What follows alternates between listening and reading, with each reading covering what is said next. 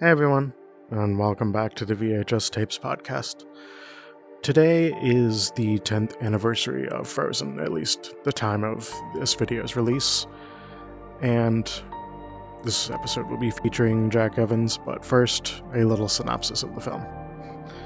Frozen is the story of two sisters, Elsa and Anna. Elsa, the eldest, is blessed with magical ice powers, although after a fatal incident as a child, where she accidentally hurts her sister, her parents view it as a curse and decide to keep the two apart. Years later, the parents are lost at sea in a shipwreck, and sometime later Elsa becomes the new queen of Arendelle. Meanwhile, a prince from the Southern Isles, Hans, comes to Arendelle and immediately sweeps Princess Anna off her feet. Quite literally, I might add.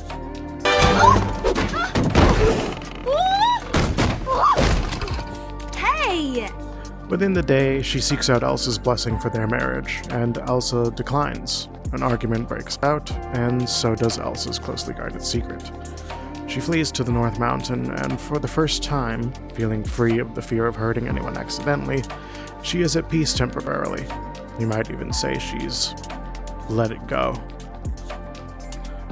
Although what she doesn't realize is that in her escape, she unknowingly froze over the entire kingdom. Anna, seeking reconciliation with Elsa, embarks after her, loses her horse, meets an interesting trader, teams up with an ice harvester, Kristoff, and his trusty reindeer Sven, and even meets a sentient snowman named Olaf that Elsa also unknowingly gave life to. The reunion of the sisters is short-lived, and while Elsa is happy to see Anna, she is still fearful of hurting her, and in a fit of fear and anxiety ends up accidentally doing just that, and mortally wounds Anna yet again. Kristoff returns Anna to the troll she met as a child, in hopes that they can help her heal, but it's of little use. When Anna was young, her injury was to the head, easily healed. But this time her heart has been struck, and the heart is not so easily healed, so they are unable to assist. Only an act of true love can thaw a frozen heart. If she cannot accomplish this in time, she will become frozen. And now, on to the actual episode. Enjoy. Alrighty, now that the synopsis is out of the way, I have Jack here. Shalom. Alright, you're the guest. I'll let you go first if you got something you want to start with. It's a really good movie. I genuinely enjoyed it. I can't believe it's a 10-year-old movie. That's the shocking part. I know. It's like... damn. This was, I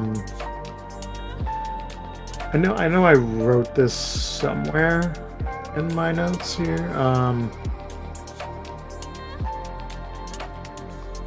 But I specifically, when I started working at a movie theater in 2013, it was early November or something, and this came out November 27th. And I just remember, like, another fucking princess movie. How original. And then, like, I think, let me see what I wrote. The second scene, actually no, the first scene I saw was when Anna shows up at the ice castle, and they go on, like, and they have, like, a song thing together. And I was like, meh. The second scene I saw was the Let It Go sequence, and I was like, damn, this voice actress can fucking sing. I was like, hey, maybe this isn't so bad. And, you know, now here I am making a podcast episode of the movie on its 10-year anniversary. Full circle. Let It Go is a fantastic song. I love that. It's probably a cliche. I don't care. It's fantastic. Yeah. I have more to say on that later, but yeah, I'll just try to go in order of my notes. I know it's a musical, and you can kind of apply this to any musical, but it's just funny that these characters are just, you know, interacting normally, and then they just suddenly burst into song, like, for no reason. Yeah, that's how musicals work. Like in universe, it doesn't make well. Nah, that's not the. To us, it doesn't make a whole lot of sense, but in universe, I bet it makes sense. Yeah.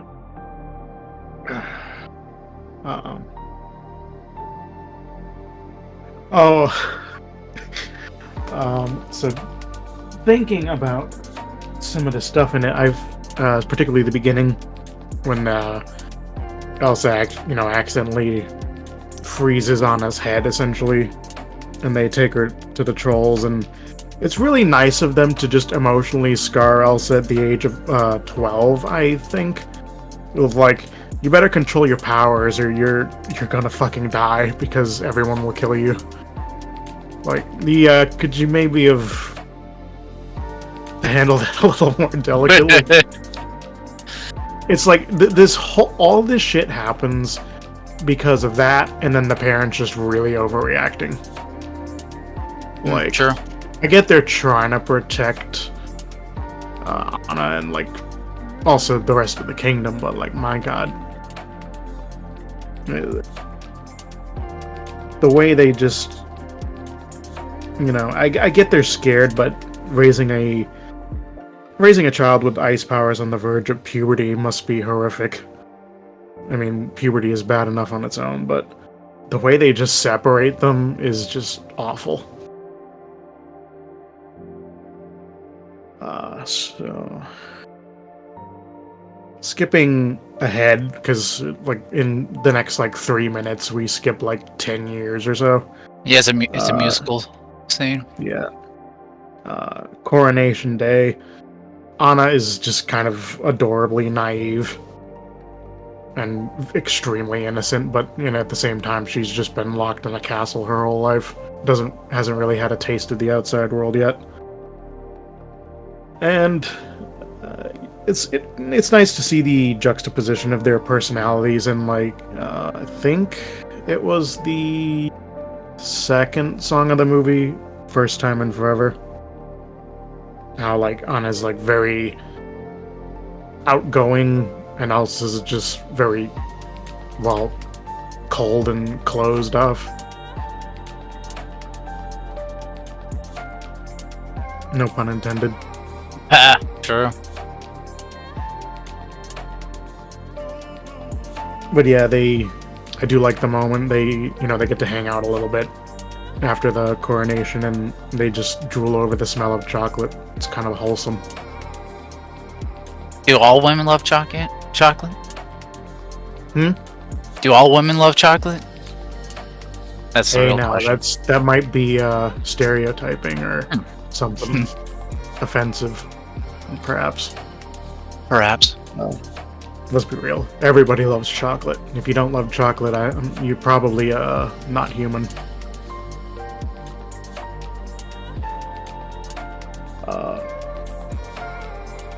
Duke of Weaseltown. He's a really shitty dancer and Wesselton. Eat my ass. Said it like that on purpose. He's he's also a shitty person.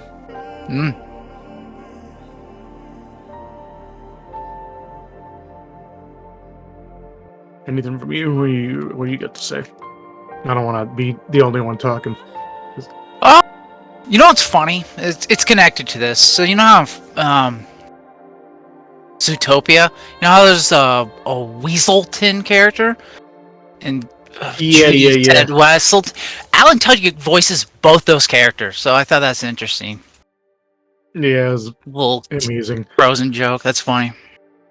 Also, this was like maybe not as easy to notice, but in Big Hero 6, if you didn't know, when Hero is demonstrating the Baymax armor, I don't know what the fuck it was called in the movie, and he does that thing where he like launches the fist out, the rocket fist. It destroys a statue of Hans.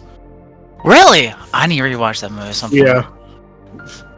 I don't know why it's there. It makes no sense, but like, funny.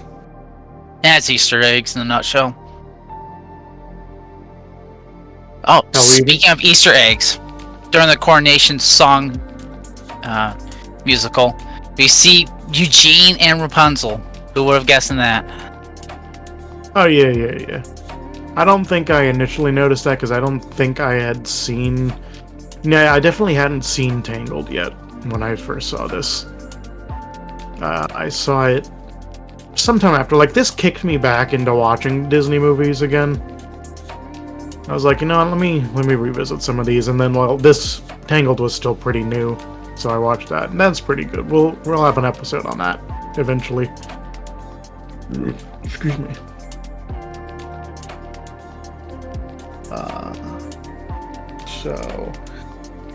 First time seeing the movie, I think it was nice to see Anna connect with Hans, even though it was obviously way too fast, but after subsequent viewings, I just fucking I glare at this smug bastard's every move.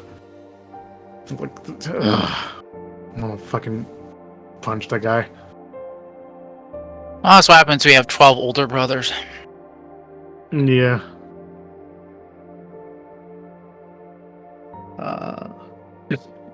And yeah, I do agree when they go up to Elsa to ask for a blessing for the marriage, and she's just like, "This is not okay," and I'm like, "I agree. This is not okay. This is extremely not okay. You need to like know somebody for, I'd say, a minimum of a year before you even think about something like that." They just met. What do you mean Yeah. they can't be in love? Exactly. And they are just incredibly cold to each other. Again, no pun intended. I think that's just kind of what do you call it? Symbolism. Poetry. Maybe. It's like poetry. It rhymes. It rhymes. Yep. Yeah. Anna is particularly angry because she just has no idea why Elsa is straight up emotionally distant all the time. Yeah. Which, fair, but you want to marry a guy you just met. It's... yeah. So... now I'm back to what I was going to say earlier. Let It Go. It's a beautifully performed song. Although Elsa's not truly free of her fear at all. She just kind of ran away. She feels like she can't hurt anyone now and just be herself. Which, yeah, but... that's... You can't hurt anybody if you're, like, quite literally isolating yourself. Which is kind of the point here.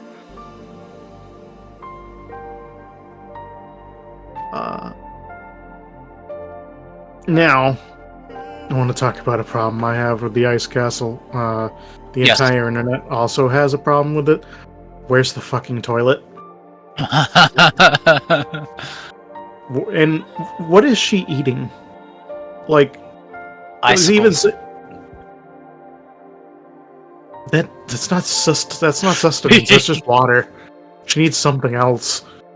And like, even if like she could go out and like, you know, make an ice spear and like kill a deer or something, but like, what's she going to cook it with? Everything is kind of frozen. Roll credits. Yeah, it's a shame. This was originally going to be a VR chat episode, and I was going to deliberately, every time I said frozen, just look at the camera and have like a zoom in post production. And play some fucking random sound or whatever. But I mean, when we do the second movie, maybe next season, it'll probably be in VR chat, and I will probably have my full body set up by that point, so I'll be able to move more than just my arms. So yeah, that would be nice. It's also a shame because, like, I have... assuming I did what I thought I was going to do, the synopsis at the beginning of this will have been recorded in VR chat. I haven't done it yet due to time constraints, but I better do it soon because we're recording this on November 24th, and this is supposed to come out on the 27th. So I'm going to be editing like fucking hell on Monday morning. 12 cups of coffee can make anyone work. Yeah, I think our coffee is only decaf, but I mean it's still delicious. So, I find it kind of stupid how it certainly is brave. Anna goes out. I'm gonna go get my sister, and we're gonna fix this after Elsa accidentally freezes the entire kingdom. But like, she has no survival skills at all. She loses her horse, her coat, and nearly gets frozen.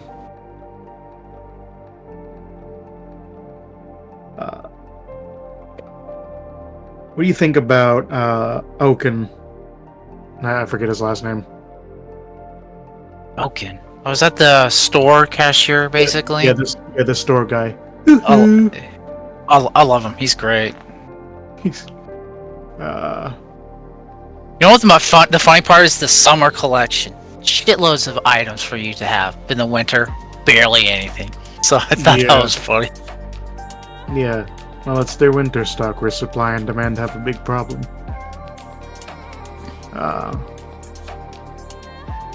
I do love the joke where, like, he explains that. Yeah, I think he says that twice. Oh wait, no, he only says that the one time to Kristoff because he's like bitching about the prices, and Kristoff goes, "You want to talk about supply and demand? I sell ice for a living," and his cart's outside with a block of ice on it, surrounded by fucking snow and ice. Like, I don't think anyone has a use for this at this point.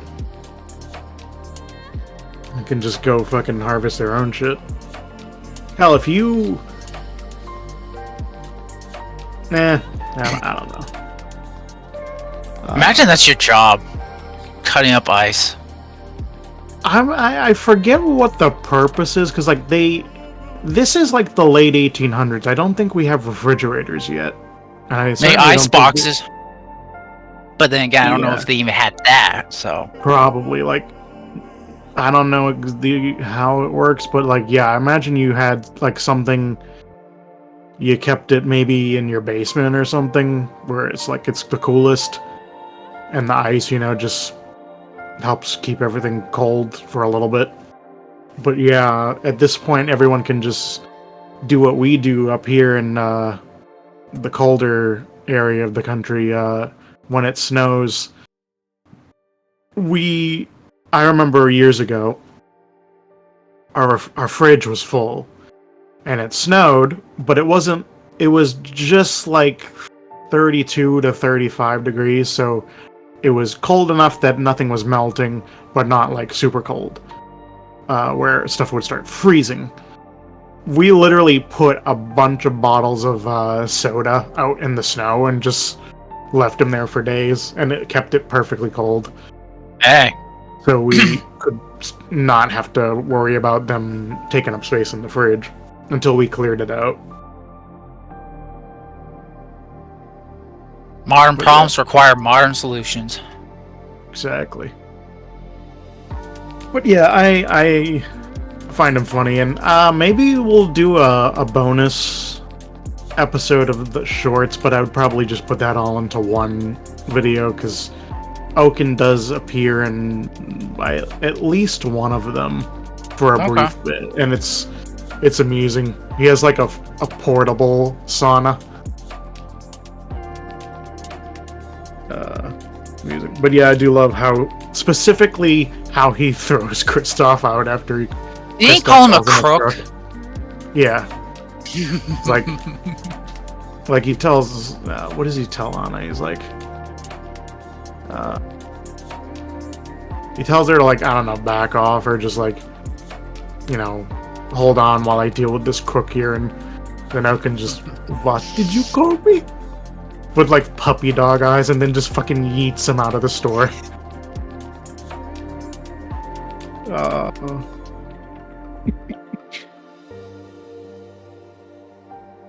I don't even know if he was. You know what? I don't think he was even in Frozen. Was he? I need to look this up. Oaken Frozen 2? Was he? Apparently he was in it. I don't even remember him being in it. Like, I don't. If he was just in the background, I don't think that counts enough.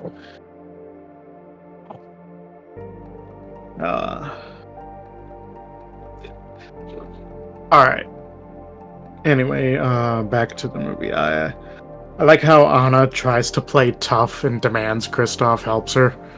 And just, like, throws the stuff he wanted to buy at him. Especially when, it's like... First she throws the gear, and then it's like, you forgot his carrots, and then she just throws an entire bag of carrots at him. Fucking nice.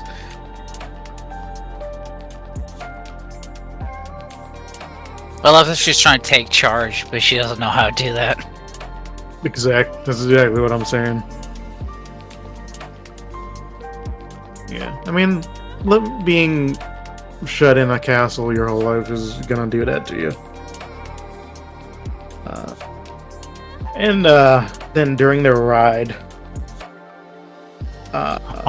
like she explains, you know, the deal with Hans and all, and he's like, he immediately gives her shit, like, you tried to marry a guy you just met that day.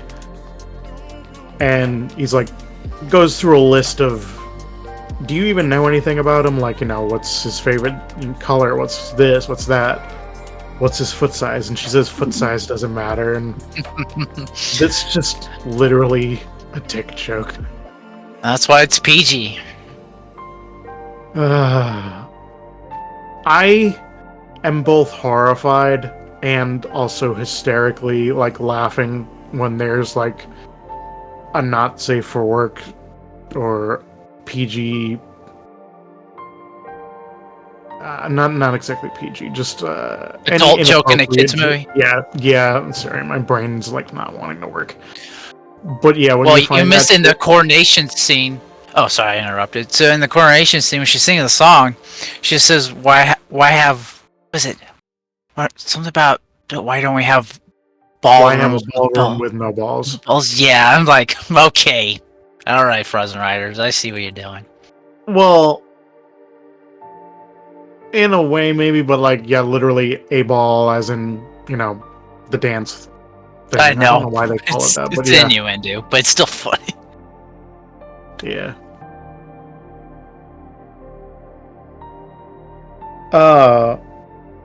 Yeah, then they get chased by wolves. They leap over the canyon, the sled falls down and just bursts into flame for no reason. Like, I don't think he was carrying explosives. It is a cart that literally carried ice, so... A lantern. Why? You understand? Lanterns are explosive. Movie confirms it. Okay. It was totally out, though. Yeah, but it lights up like it was fucking coated in gasoline or something. But yeah, Also, he just paid it off, so... Yeah. Alright, so they... Eventually they meet Olaf. And, like... They end up almost, like, unintentionally playing catch with his head, like they're throwing it back and forth. It gets me every time how she, like, sees the body walking around and goes, ew, ew, the body, and just yeets it directly into the body. And then he stands up with his head upside down. And, also how he, like, she puts the carrot through him partially, and he's like, oh, it's so cute, it's like a little baby unicorn. And then she shoves it through his head. How about a headache? Yeah. And also more than that, how Olaf operates on like a third of a brain cell and craves the comfort of heat, not realizing he'll straight up melt. Part of the arc he learns. Yeah. So at the castle, I like Kristoff just completely fangirls over how it's made of ice. It's a nice looking castle. It is, yeah. I was actually surprised when I was trying to find a suitable location in VR chat to use. I was thinking like maybe somebody has made this, but the only Frozen related world was just an Avatar world, so it was like they ported a section of like an Arendelle town square from Kingdom Hearts 3 and just like put some Avatar pedestals up. But even that got deleted for some reason. Oof. So I had to frantically look around for something, and I found a world, which is probably what I used in the opening for this. It was neat. We're still going to use it at some point because you can ride a horse around in it. So I'm like thinking we'll do like one of our small talk episodes. We'll just be me and Venom on a horse just riding around. Hey, that's a good setting. Yeah. Excuse me. Elsa digests the fact that she created a sentient snowman very, very smoothly. I would honestly be fucking terrified if I had done that. I mean, she does like look at her hands for a second, like what the fuck, and then just kind of like, okay.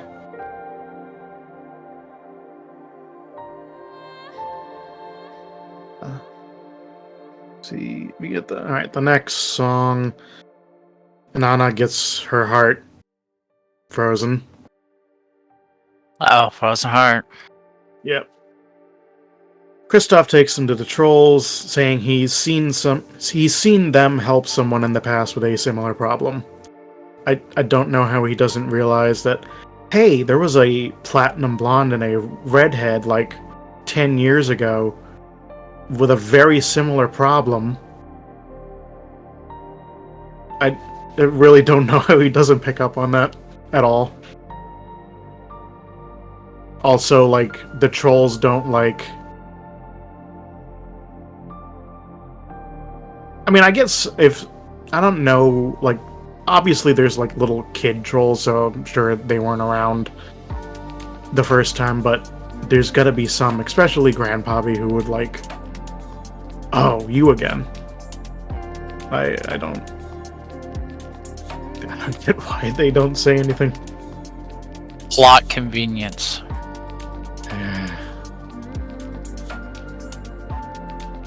And I do... It's funny during the Trolls song, they essentially say, come on, just kill her fiancé and you can steal her. It's a bit problematic. I really like the way the trolls look. Yeah, it's a good look. Yeah, it took me a while to come like around to them because like they, in some ways, they feel kind of out of place in this. But like over time, I'm like, you know what? They're not so bad. Right. I do find their song just a little obnoxious, but it's... I suppose it was more or less like that when I first watched it. I found it really annoying. But yeah, now it's like, meh. It's not terrible. Hans is an utterly shitty piece of shit fucking asshole. Just happily leaving Anna to die and then just blaming it on Elsa to have her executed just so he can have a throne of his own, because he's all pissy about his 12 older brothers. Like,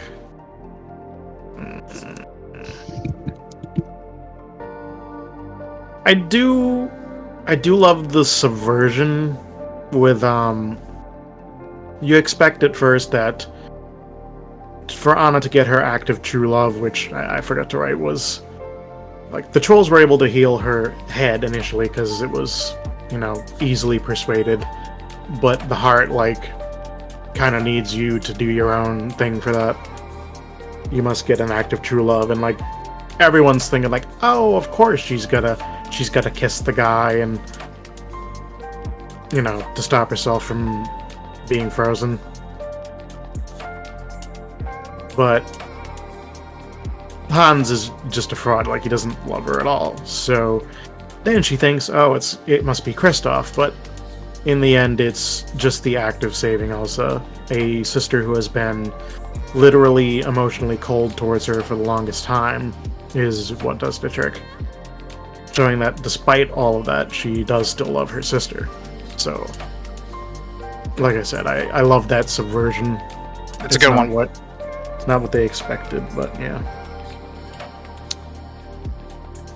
What's that fucking subversion joke from, it started with The Last Jedi.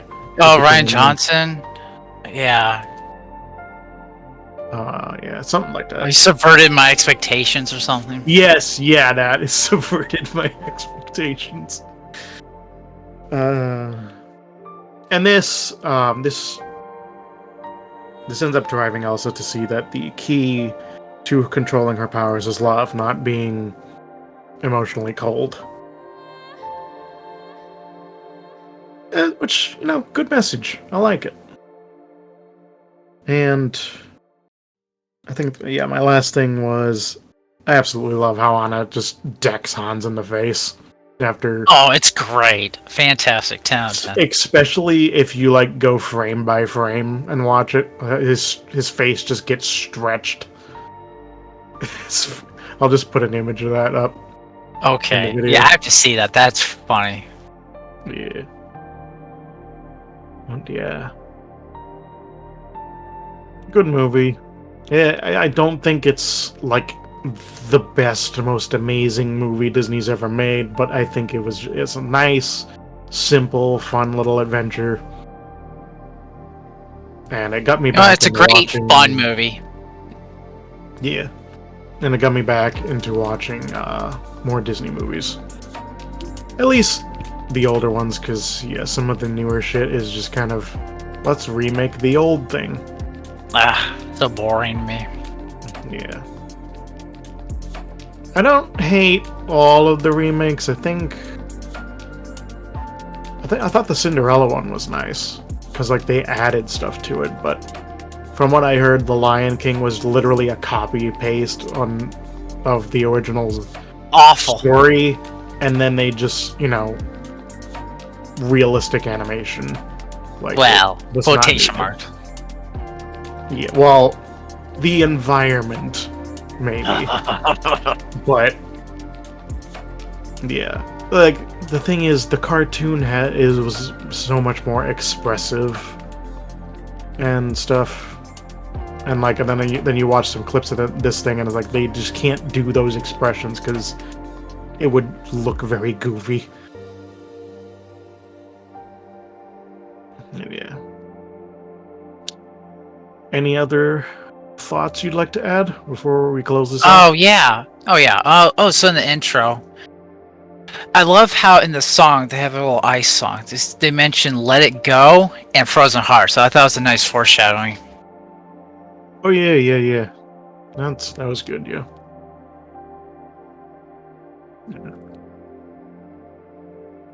I like all the songs. I don't think I hate any.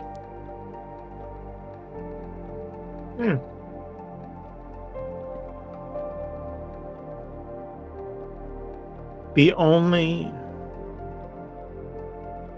I don't know. But yeah, I don't think I have anything more to say about it. I probably have a lot more to say when we do Frozen 2, because Oh, that was Wow. controversial or something. Yeah, like there's. It was. I don't know if it was controversial exactly. It just kind of diversive. Is that the word I'm looking for? Divisive. Divisive. Yeah, maybe. I can't. My brain's too fried to think. I've never properly. seen that, by the way.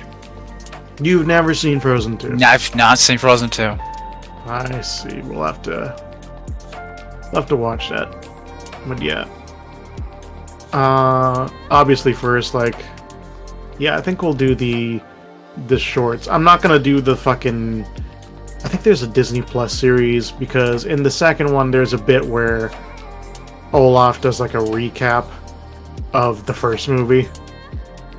And people apparently thought it was fucking hysterical, so they made a Disney Plus series where he recaps Disney movies.